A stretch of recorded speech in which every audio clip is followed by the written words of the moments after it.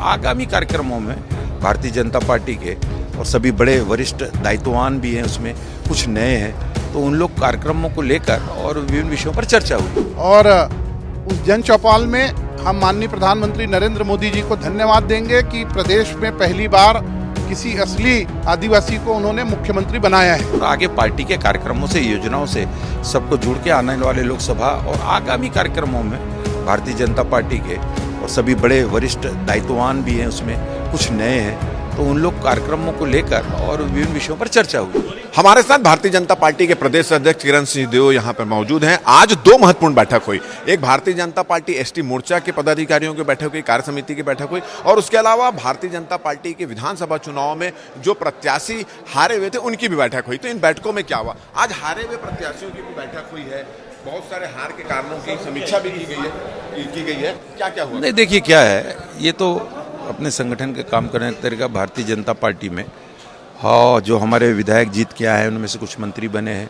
Bharatiya Janata party के वे सारे प्रत्याशी जो विशेष परिस्थितियों में, किसी अलग अलग परिस्थितियां हर चुनाव की अलग अलग क्षेत्र की होती है, किन कारणों से कैसे हुआ, इन सब पर विषय विस्तार से और आगे पार्टी के कार्यक्रमों से, योजनाओं से सबको जुड़ के आने वाले लोकसभा और आगामी कार्यक्रमों में भारतीय जनता पार्टी के और सभी बड़े वरिष्ठ दायित्ववान भी हैं, उसमें कुछ नए हैं, तो उन लोग कार्यक्रमों को लेकर और विभिन्न विषयों पर चर्चा हुई। अच्छा, शिकायतें भी होगी भीतरघात की कुछ, उन पर क्या कार्रवाई होगी? नहीं, सभी तरह की बातें आती हैं। भारतीय जनता पार्टी और उन सभी विषयों को समाहित करेगी और वरिष्ठ जितने भी हैं हमारे, उन लोग बैठेंगे, इस पर निर्णय लेंगे। क्या चलिए, हमारे साथ अनुसूचित जाति मोर्चा के प्रदेश अध्यक्ष जो हैं विकास मरकान, वो भी यहाँ पर मौजूद है। आज बैठक हुई थी। बैठक में अनुसूचित जाति मतलब एसटी मोर्चा के पदाधिकारियों को क्या जिम्मेदारी दी गई, पिछले कार्यों की समीक्षा भी हुई थी। आने वाले दिनों में मोर्चा लोकसभा की 11 से 11 सीटें जीते, उसके लिए क्या आप करने वाले?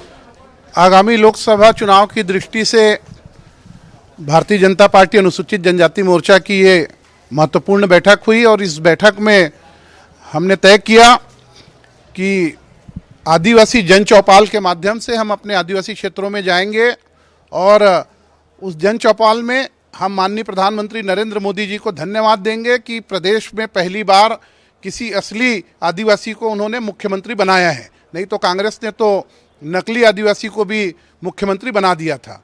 इसके अलावा बूथ स्तर तक, शक्ति केंद्र स्तर तक जनजाति मोर्चा को सक्रिय करने के लिए रणनीति बनी है और उस पर हम काम करेंगे। प्रदेश नेतृत्व और राष्ट्रीय नेतृत्व ने जो जवाबदारी जनजाति मोर्चा को दिया है उसका हम पालन करेंगे। तो आपने सुना कि भारतीय जनता पार्टी की आज दो महत्वपूर्ण बैठक थी। एक तो भारतीय जनता पार्टी के हारे हुए प्रत्याशी, उनकी बैठक हुई और निश्चित रूप से इस बैठक में जो हारे हुए प्रत्याशी हैं उन्होंने अपने हार की वजह बताई और कुछ भीतर घातियों की भी शिकायत हुई है, जिस पर भारतीय जनता पार्टी आने वाले दिनों में काम करेगी। क्योंकि फिलहाल भारतीय जनता पार्टी का एकमात्र उद्देश्य है कि छत्तीसगढ़ के लोकसभा चुनाव में छत्तीसगढ़ की 11 से 11 सीटों को जीतने का, और इस उद्देश्य से भारतीय जनता पार्टी के एसटी मोर्चा की प्रदेश कार्य समिति की बैठक है और उसमें भी उनको बहुत सारे टास्क दिए गए और उस टास्क के तहत भारतीय जनता पार्टी एसटी मोर्चा अब आदिवासी क्षेत्रों में जन चौपाल लगाएगी और मोदी सरकार की योजनाओं को जो आदिवासियों के लिए शुरू की गई थी और साथ ही साथ मोदी की गारंटी जो योजना पूरी की जा रही उसको जानकारी देगी और साथ साथ आदिवासियों के बीच में यह भी संदेश देने की कोशिश करेगी कि